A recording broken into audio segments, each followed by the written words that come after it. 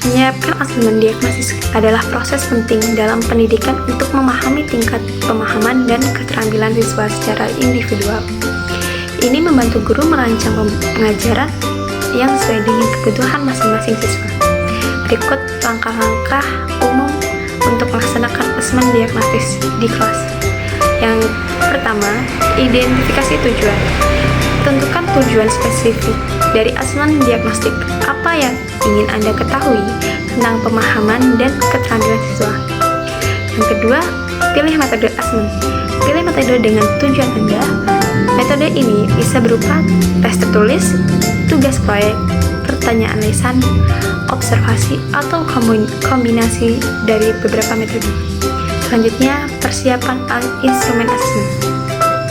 Buat instrumen ini seperti kuesioner, soal ujian, atau rubrik penilaian yang relevan dengan tujuan asesmen Anda. Yang selanjutnya, informasi siswa. Beritahu siswa tentang tujuan asesmen dan apa yang diharapkan dari mereka.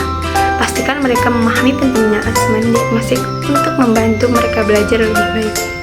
Selanjutnya, melaksanakan asesmen.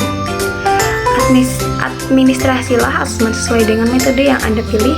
Pastikan pengawasan yang adil dan jujur serta berikan waktu yang cukup kepada siswa untuk menyelesaikan tugas atau ujian. Selanjutnya, menganalisis hasil. Setelah mengumpulkan data tersebut, analisislah hasil asesmen dengan cermat.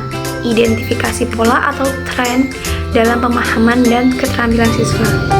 Identifikasi kebutuhan individual ini, gunakan hasil asesmen untuk mengidentifikasi kebutuhan individu siswa, identifikasi area yang memerlukan perbaikan dan area yang sudah kuat. Selanjutnya, rencanakan pengajaran.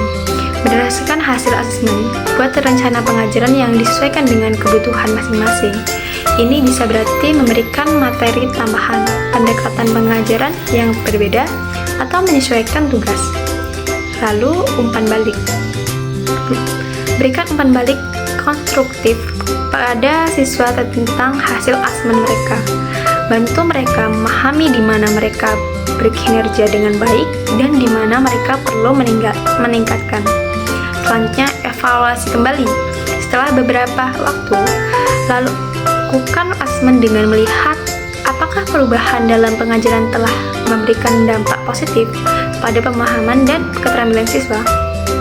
Selanjutnya, revisi pengajaran. Terus menganalisis hasil asesmen diagnostik dan melakukan penyesuaian pengajaran Anda sesuai kebutuhan proses ini. Nah, proses ini adalah siklus yang berkelanjutan. Asesmen diagnostik adalah alat yang kuat untuk membantu siswa mencapai potensi mereka. Penting untuk menjalankan asesmen ini dengan cermat, objektif, dan dengan tujuan yang jelas. Asesmen diagnosis adalah asesmen awal pembelajaran. Asesmen diagnostik ini adalah salah satu bentuk asesmen informatif yang bertujuan untuk mendiagnosis kemampuan awal dan kebutuhan belajar murid.